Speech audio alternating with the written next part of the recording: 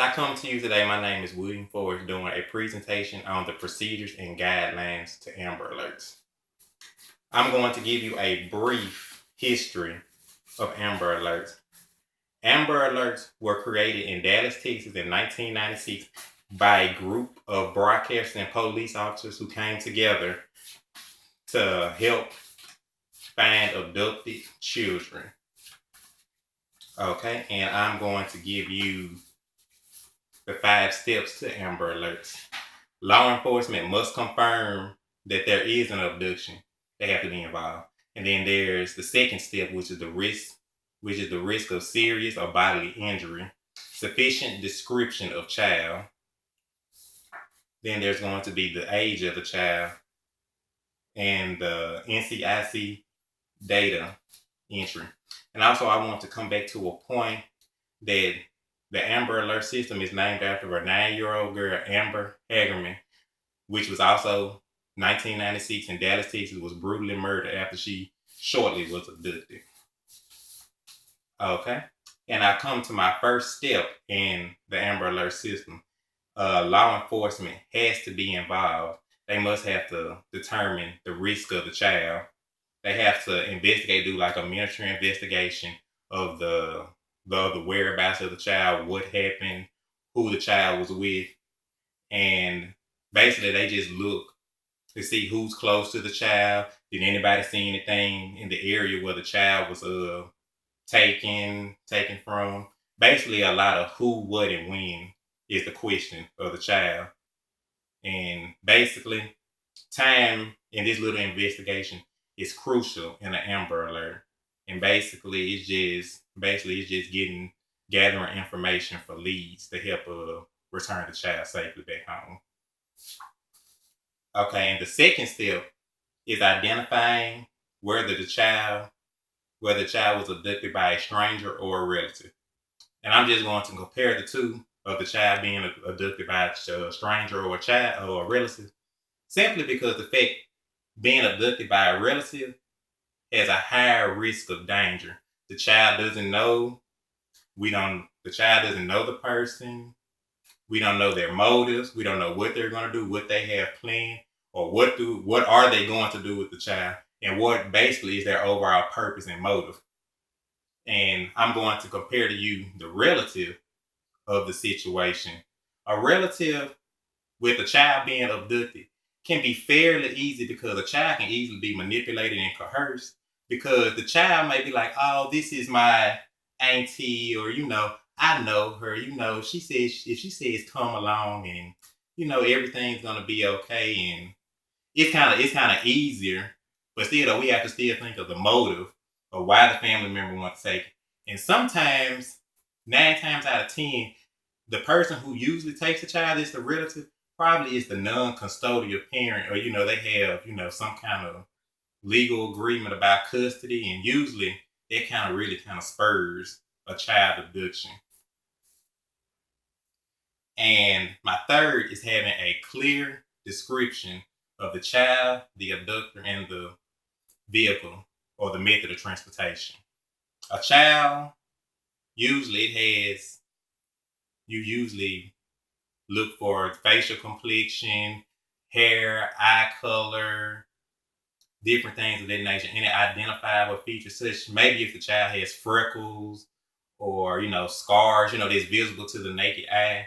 And the same thing goes for the abductor. Maybe the abductor, probably was recently released from jail, probably has tattoos and bald head, probably with a tattoo in his head. Something that's identifying, that can strike, and the public can really just be aware and be on the lookout of. And basically, last and important is the vehicle. Usually the make, model, year. If you can get a tag number, that's great too.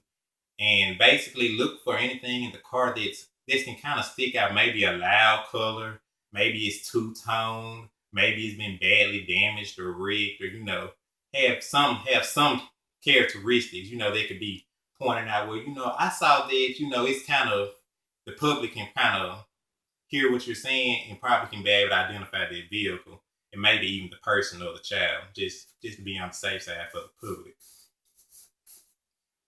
But my fourth step is for the child's age. An Amber Alert usually can go from anywhere from an infant to a child 17 years old. A 17-year-old, in some states, the age requirement is different. But as long as the age requirement in this state is met, an Amber Alert can be issued to a child up to the age of 17 years old. And the fifth step is information, that is reported to the NCIC, which is the National Crime Information Center. It basically just writes in detail what the Amber Alert was about, who was involved, the child, the abductor, basically essential information that is going to go toward the case. But I just want to give an example of a scenario of an Amber Alert. There was a boy named Johnny, 8 years old, playing outside at his grandmother's house. Grandmother's looking at him through the kitchen. Grandmother turns her head. It's kind of quite in a good neighborhood.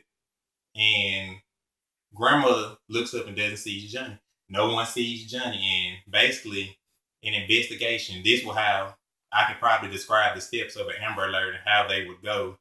Was basically, what was Johnny doing? Who was watching Johnny? Where was Johnny? When was Johnny last seen? All those questions are essential. Are there any sex offenders in the neighborhood? Are there any pedophiles?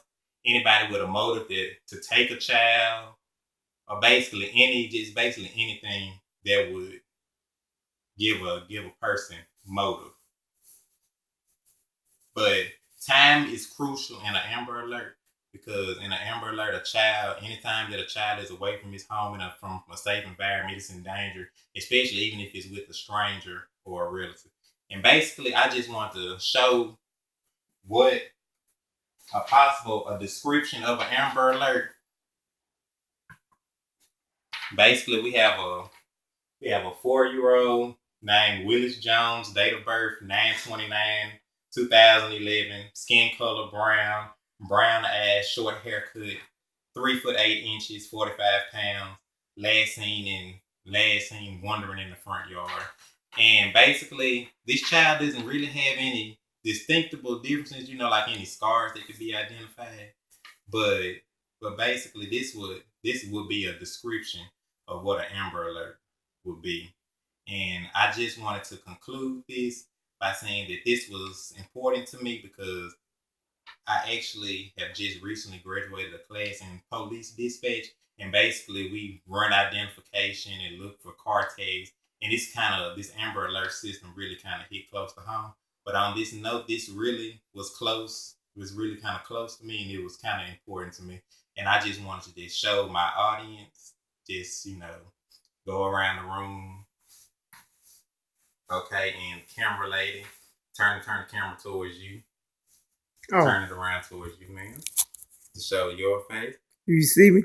Okay, and turn around to me.